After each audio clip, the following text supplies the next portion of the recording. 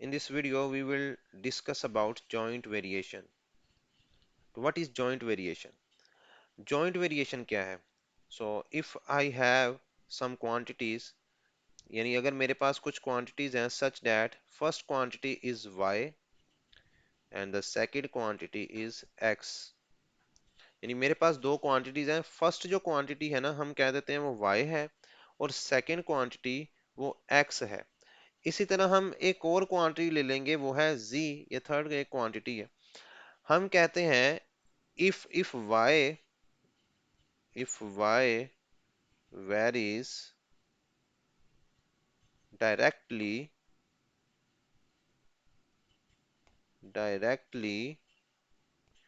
as x,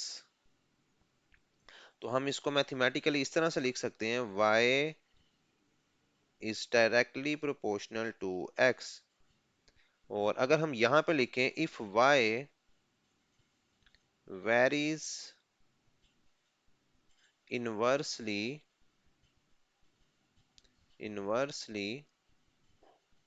as z, तो इसको हम मैथमेटिकली इस तरह से रिप्रेजेंट कर सकते हैं कि y is inversely proportional to z, that is 1 over z. Inversely proportional को हमने सीखा है कि इस तरह से हम लिखेंगे और डायरेक्टली प्रोपोर्शनल को हम इस तरह से लिखेंगे. देखिए एक ही क्वांटिटी है, उसका रिलेशन x के साथ भी है और उसी का रिलेशन z के साथ भी है.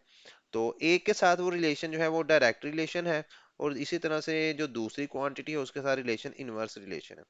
तो अगर एक क्वांटिटी जो है एक से ज्यादा क्वांटिटी के साथ रिलेट कर रही है तो हम इसको कंबाइन करके लिख सकते हैं. देखें ये भी y, यहाँ पर भी हम इसको कंबाइन करके इस तरह से लिख सकते हैं y and sign of proportionality लगा के हम ये डायरेक्ट रिलेशन x के साथ है तो इधर न्यूमरेटर में x लिखेंगे और इनवर्स रिलेशन चूंकि z के साथ है तो हम डिनोमिनेटर में z को रिप्रेजेंट करेंगे.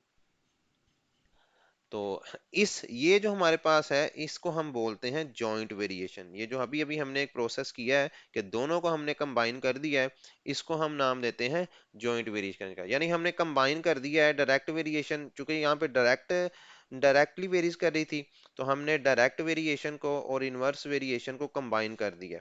अब इसी को हम क्या बोलते हैं, जॉइंट वेरिएशन का नाम देते हैं, इसी को जॉइंट वेरिएशन कहते हैं. तो नॉट नेसेसरी के आप जो है इसी को जो है इनवर्स के साथ कंबाइन कर रहे हो.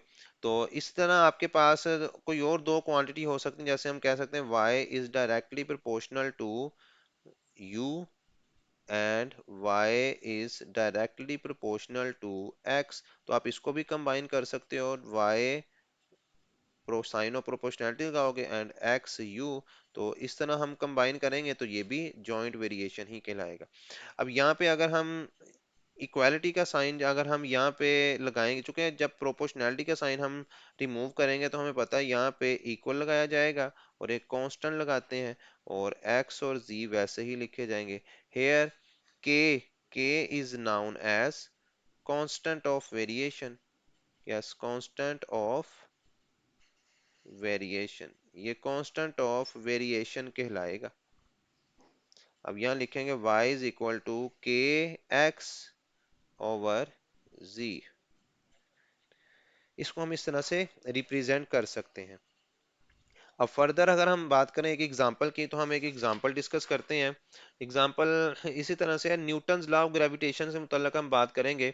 If one body attracts another with the force g. देखें न्यूटन ने हमें कहा था कि अगर दो बॉडीज हैं, दो मैसेज हैं उनके, एक बॉडी का मैस m1 है, दूसरे का मैस m2 है. तो ये दोनों बॉडीज जो हैं वो एक दूसरे को किस फोर्स के साथ अट्रैक्ट करेंगी, उसके लिए उसने हमें कहा था कि वो जो फोर्स ऑफ अट्रैक्शन होगी उसको अगर हम जी से रिप्रेजेंट करें तो वो उसने कहा था कि वो जो फोर्स है वो डायरेक्टली प्रोपोर्शनल होगी. इसको हम थोड़ा सा बेटर करके यहाँ पे लिख लेंगे.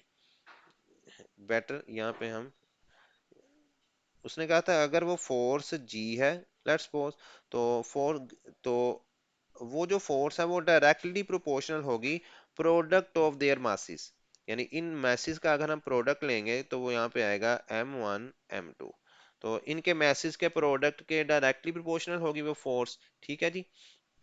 और इसी तरह उसने कहा था कि जो यही फोर्स जो है वो इनवर्सली प्रोपोर्शनल होगी to the square of distance between them. Square of dis यानी इनके दरमियान जितना डिस्टेंस होगा उसके स्केयर के इनवर्सली प्रोपोर्शनल होगी। तो अगर हम डिस्टेंस को इनके दरमियान अगर डिस्टेंस है उसको हम डी से रिप्रेजेंट करें तो हम लिख लेंगे 1/d का स्क्वायर। तो उसने कहा था कि स्क्वायर के डिस्टेंस के इनवर्सली प्रोपोर्शनल होगी।